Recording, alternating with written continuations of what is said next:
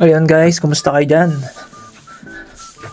So ngayon dito wala akong magawa sa kwarto kasi umuulan sa labas, hindi tayo makalabas. So wala tayong magawa sa labas.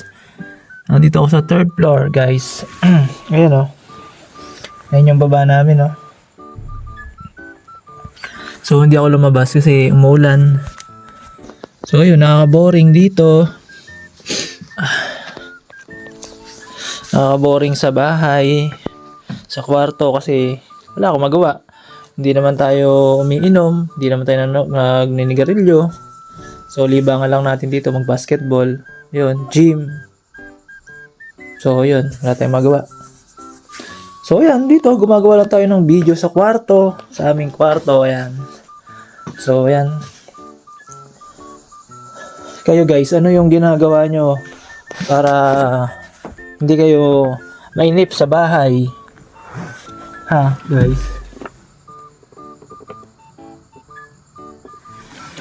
Umuulan pa. Ano yung mga ginagawa nyo kapag umuulan sa inyong mga bahay, di ba? Yung iba nagluluto ng mga sopas, di ba?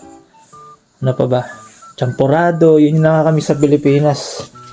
Mga kinakain tuwing tag-ulan.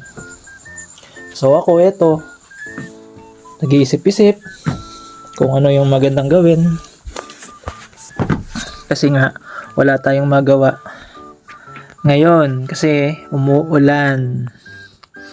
Hindi pa ilaw namin guys, so yun o. Diba? Parang nagpipicture taking o. 1, 2, 3, go! Smile! Oh. Parang nagpipicture oh. 1, 2, 3, smile! Ayun ako. So yun, comment nyo lang guys kung ano yung ginagawa nyo kapag tag-ulan.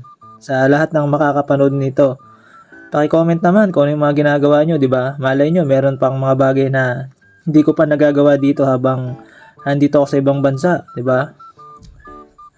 No. So yun, paki-comment na lang, no. Salamat sa mga nagpa-follow.